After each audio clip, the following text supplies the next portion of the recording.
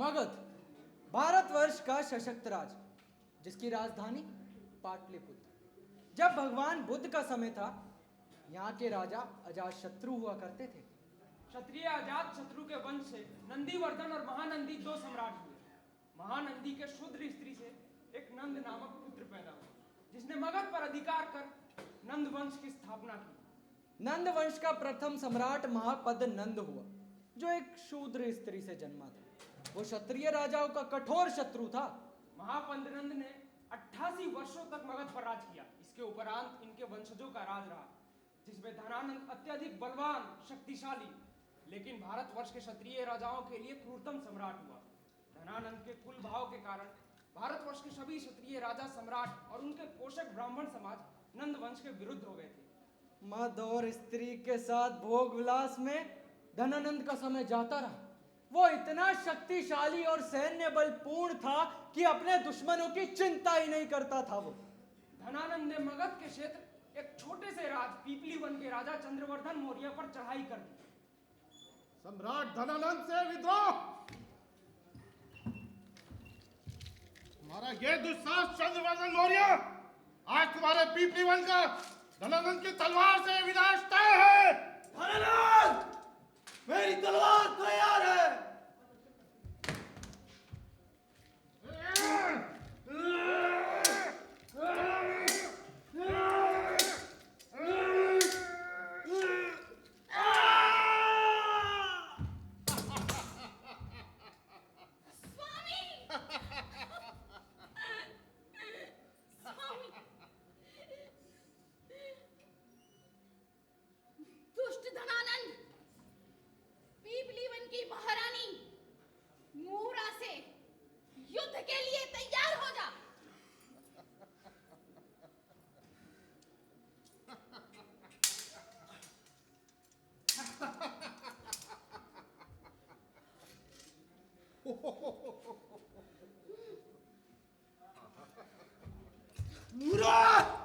जाओ, पीपली वन से दूर चले जाओ, चंद्र को लेके जाओ।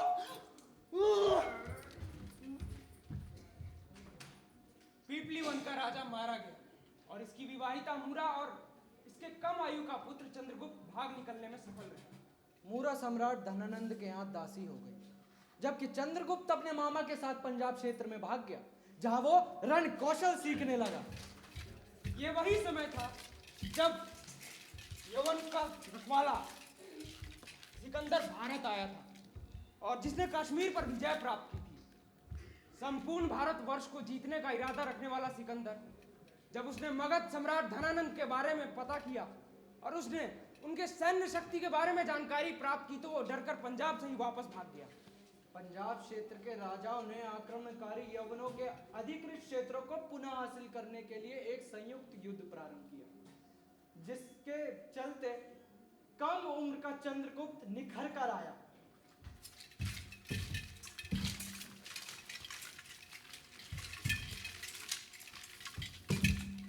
चंद्रगुप्त ने यवनों का क्षेत्र वापस लिया। इस संयुक्त युद्ध में चंद्रगुप्त कई राजाओं का इसमें पार्ट था। यवनों के अधिकार क्षेत्र में कश्मीर था। कश्मीर में एक समृद्ध शिक्षा का मंदिर था, तक्षशिला। इसी तक्षशिला में कूटनीति एवं राजनीति के अध्येता थे चाणक्य। चाणक्य अपने मगध के सम्राट धनानंद से अखंड भारत नीति का नेतृत्व चाहते थे और यवनों से भारत का पश्चिमी क्षेत्र मुक्त कराना चाहते थे। लेकिन चाणक्य ना तो कहीं के सम्राट थे, ना ही किसी सम्राट अथवा राजा के महामंत्री। धनानंद एक अध्येता ब्राह्मण की बातों से प्रभावित होकर किसी भी युद्ध या नेतृत्व में जाना उचित नहीं समझा और स्वयं को मगध तक सीमित रखा।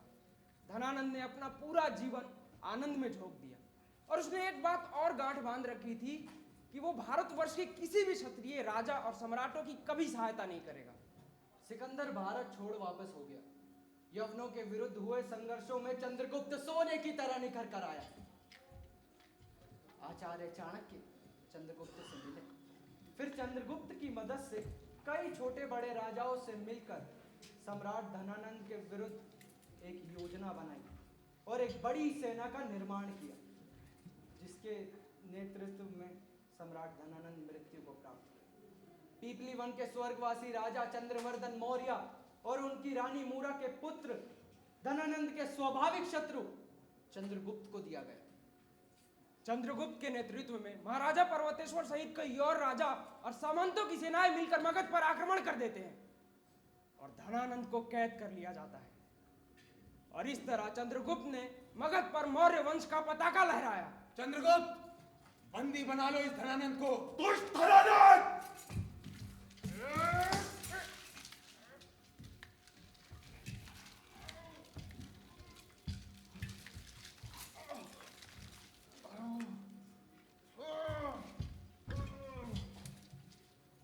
धनानंद की 9 संतानें थी और एक बहन थी।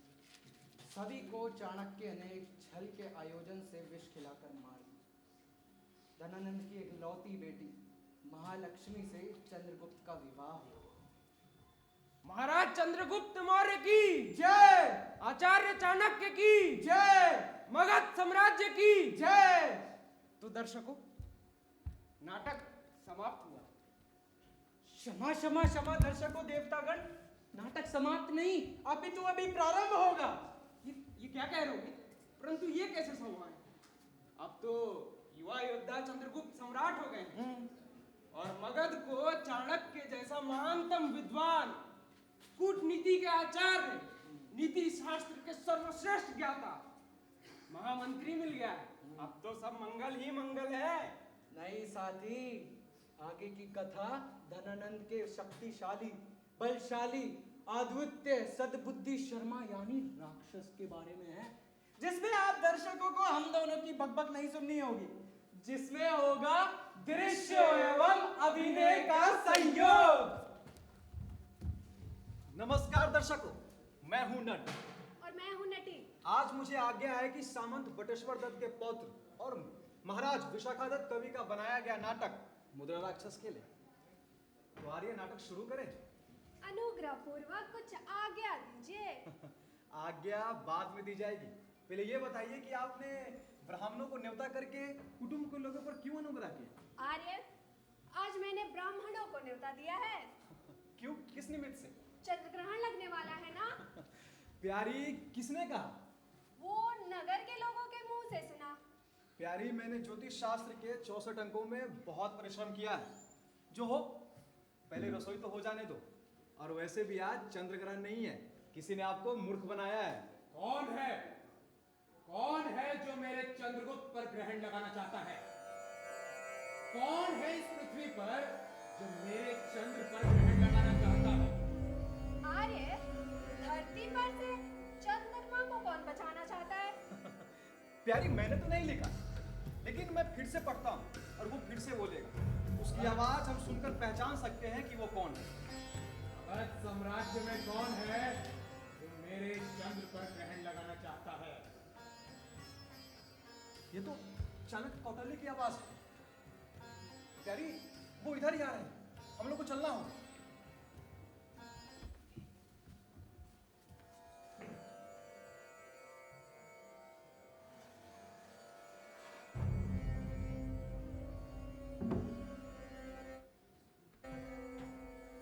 नंद वंश का विनाश हुआ, मेरी प्रतिज्ञा पूरी हुई। मगध सम्राट के रक्त से मेरी शिखा रही गई। आज समस्त पाटलिपुत्र में नए सम्राट चंद्रगुप्त का गुणगान हो रहा। मगर स्वर्गीय नंद का मंत्री राक्षस मेरा विद्रोह कर रहा है। नंदवंश का प्रतिशोध मुझसे चंद्रगुप्त से लेना चाहता था। इतना ही नहीं, पर्वतेश्वर का पुत्र मलय केतु भी राक्षस से जा मिला और अन्य पर्वतीय राजाओं की विशाल वाहिनी लेकर मुझ पर आक्रमण करना चाहता है। मेरी क्रोधाग्नि प्रज्वलित हो रही है, वही क्रोधाग्नि जिसने नंद वंश का समूल जला डाला। इसकी धूल राशि से शत्रु नारियों के चंद्रमुख काले पड़ गए। राक्षस की चाल मेरी कूटनीति के आगे मात खा जाएगी। गुरुदेव चिंतित लग रहे हैं। क्या कारण है गुरुदेव? शिष्य शारंग, तुम बिल्कुल ठीक समय पर आए। राक्षस के प्रसंग से चिंतित। राक्षस स्वर्गीय सम्राट नंद का मंत्री? वाह, वही मेरी चिंता का कारण है। सोच रहा था उसे अपने पद पर सुशोभित करके ही दूँ। मगर वो नंद के प्रति ईमानदार है और उसका पक्ष त्याग कर चंद्रगुप्त का पक्ष कभी ग्रहण नहीं करेगा। लेकिन नंद तो कब का मर चुका है गुरुदेव। उसका पक्ष धारण करना राक्षस के लिए कौन सा सकता है? उसने नंद का नमक खाया है। अपने प्राण दे देगा मगर उसका पक्ष कभी नहीं त्याग करेगा। तो यही उसकी महानता है। इसी महानता के चलते मैं उसके आगे नहीं बढ़ता। परंतु राक्षस तो आपका शत्रु था गुरुदेव। उसकी शत्रुता उचित है।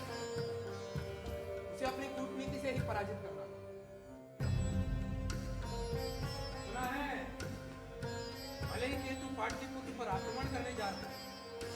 तो फिर आपने क्या सोचा है गुरुदेव? मैंने लोगों में किंवदंती फैला दी कि राक्षस ही है।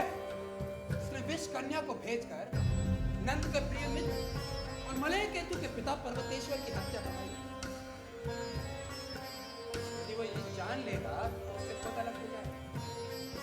और इतना ही नहीं, मेरा एक दूत मदम वेश में शपनक के नाम से राक्षस से जा मिला। उसको विश्वास पात्र वहां की सभी सूचनाएं मुझे लाकर दिया। मेरे अन्य दूत भी भिन्न भिन्न रूपों में घूम रहे हैं। ना मालूम कौन क्या समाचार देता है। हर महादेव! है कोई ऐसा ज्ञानी जो मेरी यमगाथा सुन सके? है कोई ऐसा ज्ञानी जो मेरी यमगाथा सुन सके? अरे कौन हो? उधर कहाँ जा रहे हो? पागल हो क्या? अरे मूर्ख, तू क्या जाने ज्ञान की बातें? है कोई ज्ञानी जो मेरी यमगाथा सुन सके? किसका है स्वर? किसी पागल का स्वर लगता है। नहीं, इसकी यमगाथा में कोई रहस्य है। जाओ, इसे मेरे पास भेज दो। जो आज्ञा। मेरे दूत भिन्न भिन्न रूपों में घूम रहे हैं। ना मालूम कौन क्या समाचार दे दे। निर्भय चले आओ, मैं तुम्हारी यमगाथा सुनूंगा। आचार्य चाणक्य की जय हो। आचार्य, कौन हो तुम? मैं निपुणक आचार्य। आपका गुप्तचर। आपने मुझे प्रजा के मन का हाल जानने के लिए नियुक्त किया है। स्मरण है, क्या समाचार लाए हो? प्रजा वर्ग में सम्राट चंद्रगुप्त के प्रति असीम श्रद्धा है आचार्य।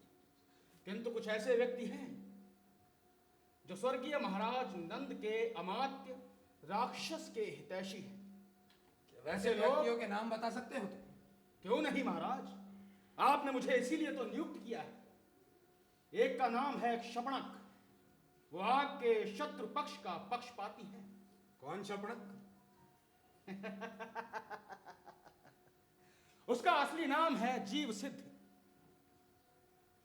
उसी ने अमात्य राक्षस के द्वारा भेजी गई विष कन्या से महाराज पर्वतेश्वर की हत्या कराई है।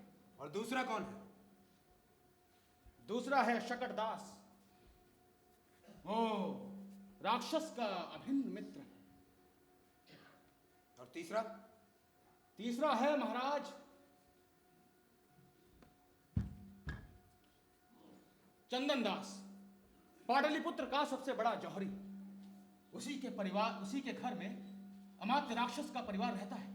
क्या राक्षस भी उसके घर में रहता है? नहीं महाराज, राक्षस पाटलिपुत्र से बाहर निकला हुआ है। इस बात का क्या प्रमाण है कि राक्षस भी उसके घर में आश्रित है? हर हर महादेव। प्रमाण स्वरूप प्रस्तुत है ये मुद्रा।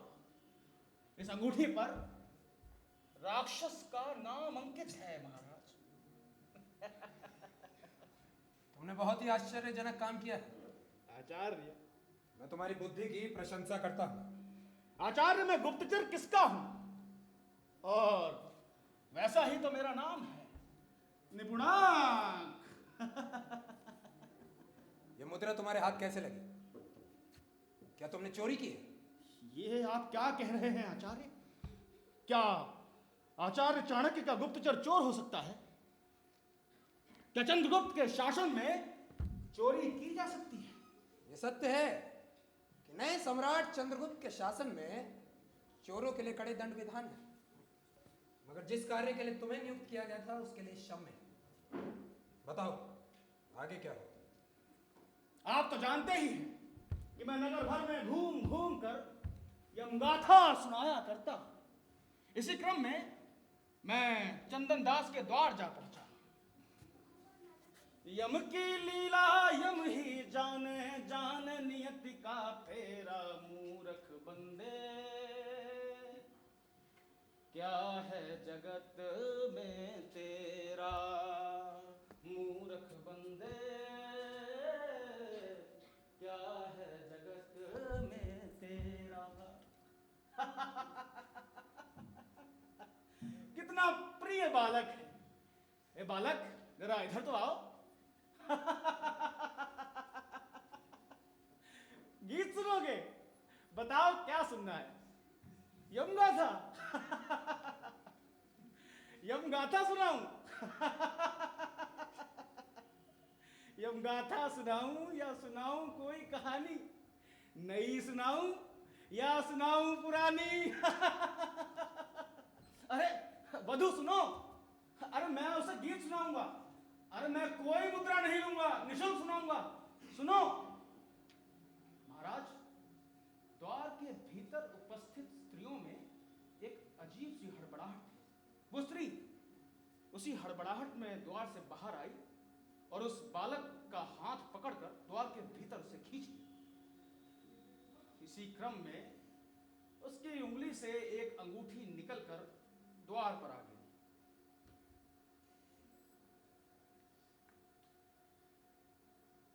हर हर महादेव। और ये अंगूठी किसी पुरुष की ही हो सकती है। हाँ। अन्यथा उस स्त्री की उंगलियों से इतने सहज रूप से न गिरती। आपने उचित कहा महाराज। तुमने बहुत अच्छा काम किया है। इस काम के अनुरूप ही तुम्हें पुरस्कार भी मिलेगा। आचार्य अत्यधिक प्रसन्न मालूम पड़ते हैं। अब मुझे भय होने लगा है। भय का कोई कारण नहीं, तुमने अच्छा काम किया है। जाओ, मुझे एकांत चाहिए। जो आ गया। यम की लीला यम ही जाने, जान नियति का फेरा मूर्ख बंदे। क्या है जगत में। राक्षस की ये मुद्रा आज मेरे हाथ में है। राक्षस की अंगूठी आज चाणक्य की मुट्ठी में है। इस अंगूठी के रूप में संपूर्ण राक्षस आज मेरी मुट्ठी में है। इसी से ही कोई दाव चलना होगा। किसी व्यक्ति को शकटदास के पास भेजना होगा, उधर से एक पत्र लिखवाना होगा और इस अंगूठी को मुद्रित कर राक्षस और शकटदास के बीच में मित्रता मानते हुए उसे बंदी बनाना होगा और फिर उसे प्राण दंड का आदेश भी सुनाना होगा। थोड़ा समय रख के वहां उपद्रव खड़ा कर वधिकों के द्वारा शकटदास को छुड़वाना होगा। शकटदास के कहने पर राक्षस उसे अपनी शरण में ले लेगा, पुरस्कृत भी करेगा। राक्षस खुद ब खुद अपनी चाल में फंस जाएगा। शारंग्रह बिल्कुल ठीक समय पर आए। तुम्हें एक बृहत योजना को कार्यान्वित करना है। आज्ञा दे आचार्य। इससे पहले यह बताओ कि चंद्रगुप्त से कोई संवाद आया है? हाँ गुरुदेव, सम्राट चंद्रगुप्त ने कहा है कि यदि आचार्य की अनुमति हो तो महाराज पर्वतेश्वर का श्राद्ध करा दिया जाए और उनके द्वारा धारण किए गए आभूषणों को योग्य ब्राह्मणों में वितरित कर दिया जाए। चंद्रगुप्त से कह दो कि महाराज पर्वतेश्वर का श्राद्ध हो, मगर उनके आभूषण बहुमूल्य हैं, वो उचित व्यक्तियों को ही दान में दिए जाने चाहिए। मैं ऐसे व्यक्तियों को स्वयं जानता हूं, उन्हें खुद भेजूंगा लेने के लिए। इस अंगूठी को लो और मेरी बात ध्यान से सुनो। सकरदास, इसे मैंने सब पहले से ही समझ गए या आगे फिर बताओ? समझ गया गुरुदेव। अब बस आपका आशीर्वाद चाहिए। प्रहरी, चंदन दास को बंदी के रूप में पेश किया जाए। जो आज्ञाचार्य।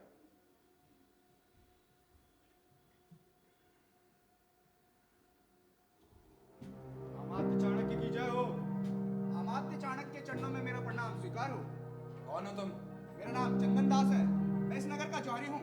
आपकी आज्ञा से बंदी बनाया गया हूँ। तुम चंदन दास? हाँ, वो अभागा मैं ही हूँ। शासन पर बैठ जाओ। एक बंदी के लिए सत्कार उचित नहीं है अमात्य चाणक्य। यदि तुम अपने आप को इस योग्य नहीं पाते तो ये मेरे दोस्त नहीं। मेरे विरुद्ध मगध साम्राज्य के अमात्य चाणक्य का क्या अभियोग है, मैं ये जानने के लिए उत्सुक हूँ। तुम्हारे विरुद्ध अभियोग है कि तुमने नंद के महामात्य राक्षस के परिवार को अपने घर में आश्रय दिया। ये मिथ्या है। ये सत्य है। प्रमाण? तुम मुझसे प्रमाण चाहते हो? चाणक्य से? तो तुम्हें मालूम नहीं, चाणक्य बिना किसी ठोस आधार के कोई बात नहीं करता। जानता हूँ, आर्य चाणक्य जो कुछ भी करते हैं काफी सोच समझ कर।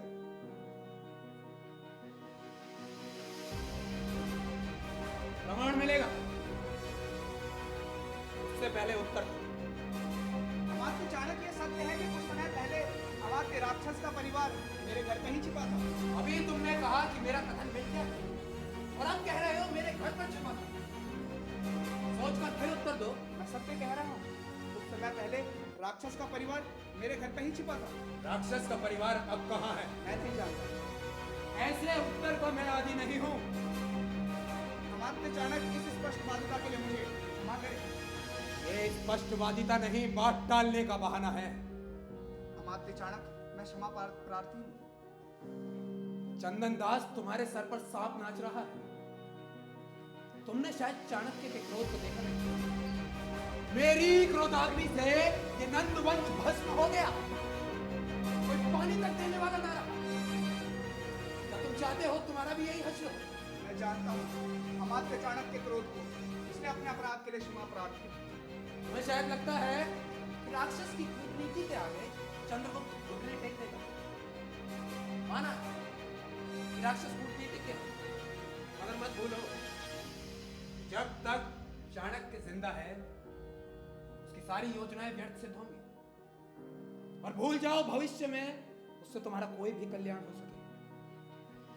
जिस राजलक्ष्मी को नंद के जीते रहते उसके परम हितैषी की स्थिर न रख सके ना, उस राजलक्ष्मी को चंद्रगुप्त से कोई अलग नहीं कर सकता। अमात्य चाणक्य, मैं महाराज सम्राट का शत्रु नहीं, यद्यपि उनका सेवक हूँ और मेरी समस्त धन संपदा उनके चरणों में निछावर है। तुम राजद्रोही हो, तुम्हारा दंड है मृत्यु। मृत्यु? मौत? डर गए? मौत से भी अधिक तुम्हारे बाल बच्चे पाटलिपुत्र की कारागार में सड़े, तुम्हारी धन संपदा ले ली। आर्य चाणक्य, एक बात और कह दूं? कह दो। अमात्य राक्षस के प्रति मेरी अटूट भक्ति है, इसलिए यदि राक्षस का परिवार मेरे घर पे रह भी रहा होता तो भी मैं उसे आपको कभी नहीं सौंपता।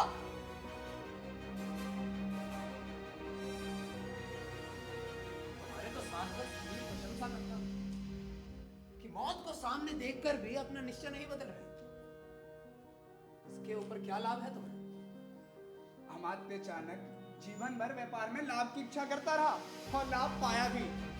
आज महाराज नंद नहीं रहे, उनके सभी सभासद नए सम्राट के पक्ष में आ गए हैं। एक भी राक्षसी हैं जो इस घने बादल में सूर्य की चमक लिए। भाग्य उनके साथ नहीं है, लेकिन मैं उनके साथ हूँ, अंत तक उनके साथ रहूंगा। आज सत्ता आपके हाथ में है, आप जो भी चाहे मुझे दंड दे सकते हैं। अपने मित्र के कल्याण के लिए मैं उसे स्वीकार करूंगा। प्रहरी, चंदन दास को बंदी बनाया जाए, प्राण दंड सुनाया जाता है। आप मुझे मृत्यु को दे सकते हैं, लेकिन राक्षस के परिवार को नहीं पा सकते, नहीं पा सकते, नहीं पा सकते। ले जाओ इसे। चंदन दास, राक्षस के प्रति तुम्हारी भक्ति देख के बड़ी प्रशंसा हुई। अब राक्षस की प्रतीक्षा है, देखें वो तुम्हारी प्राण रक्षा के लिए क्या कर सकता है।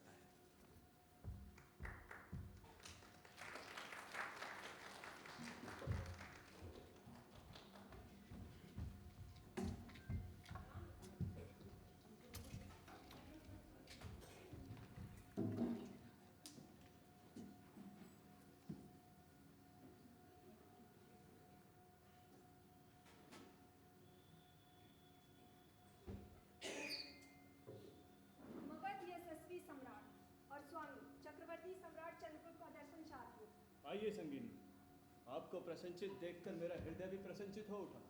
प्रसन्नचित क्यों ना हो, आपके आदेश से नगर भर में कमोदी महोत्सव का आयोजन जो हुआ है, मैंने सारे कुटुंब को आमंत्रित किया है। लीजिए, खीर खाइए, स्वयं बनाया है। आप ही की तरह मधुर है ये खीर। सम्राट चंद्रगुप्त की जय हो। आचार्य चाणक्य का संदेश आया है। क्या कहा है गुरुदेव ने?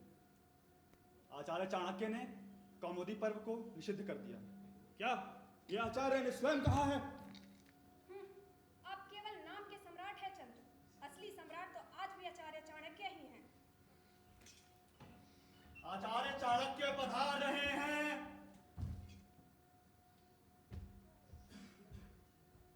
चंद्र, आचार्य चाणक्य के चरणों में चंद्रगुप्त का प्रणाम स्वीकार। आयुष्मान हो, तुम्हारी जय ध्वजा फहराती रही। गुरुदेव के दर्शन किए हुए कई दिन हो रहे थे।